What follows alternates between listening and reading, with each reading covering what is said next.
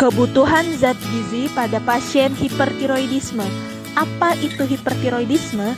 Hipertiroidisme adalah sebuah kondisi di mana kelenjar tiroid memproduksi hormon dalam jumlah yang melebihi normal, sehingga mengakibatkan peningkatan aktivitas kelenjar tiroid yang ditandai dengan gejala-gejala berupa depresi, merasa kedinginan, lelah, kering dan rambut rontok, kulit gatal, otot kram, mandul, dan lain-lain. Kebutuhan zat gizi yang dibutuhkan pada pasien hipertiroid yaitu makanan yang mengandung karbohidrat dan juga protein serta yang mengandung vitamin dan nutrisi. Kemudian perlu diperhatikan juga untuk menghindari makanan yang terkandung garam beriodium secara berlebihan, karena garam beriodium dapat meningkatkan aktivitas kelenjar tiroid sehingga memperparah kondisi. Kemudian pola makan atau diet yang perlu diterapkan pada pasien hipertiroid yaitu berupa diet TKTP atau tinggi kalori dan tinggi protein, yaitu diet yang mengandung energi dan protein di atas kebutuhan normal. Diet ini diberikan dalam bentuk makanan biasa, kemudian ditambahkan dengan makanan sumber protein tinggi seperti susu, telur, dan daging.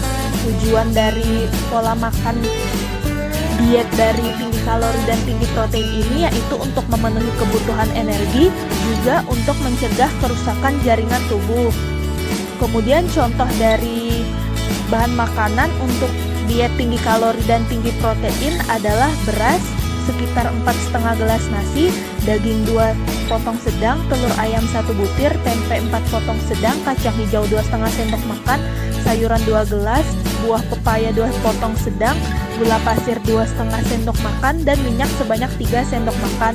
Selain itu ditambah dengan makanan yang mengandung sumber protein berupa susu sebanyak 2 gelas, telur ayam sebanyak 2 butir, daging sebanyak 2 potong sedang, dan gula pasir sebanyak 3 sendok makan.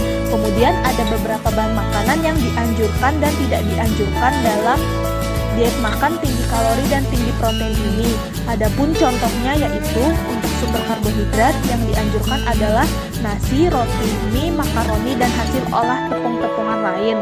Kemudian dari sumber protein hewani yang dianjurkan berupa daging sapi, ayam, ikan, telur, susu, dan hasil olahan lain. Dan tidak dianjurkan jika dimasak dengan banyak minyak atau kelapa atau santan kental. Kemudian untuk sumber protein nabati, semua jenis kacang-kacangan dan jenis olahannya itu dianjurkan, akan tetapi tidak dianjurkan jika dimasak dengan banyak minyak atau kelapa. Kemudian untuk sayuran, semua jenis sayuran dianjurkan, terutama pada jenis sayuran yang mengandung vitamin B, akan tetapi tidak dianjurkan jika dimasak dengan banyak minyak atau santan kelapa. Kemudian untuk buah-buahan semuanya dianjurkan, semua jenis buah segar, buah kaleng, buah kering, dan jus buah. Untuk lemak dan minyak dianjurkan minyak goreng, mentega, margarin, dan santan encer, dan tidak dianjurkan untuk santan kental. Untuk minuman yaitu yang dianjurkan soft drink, madu, sirup, teh, dan kopi encer, dan tidak dianjurkan untuk minuman yang rendah energi.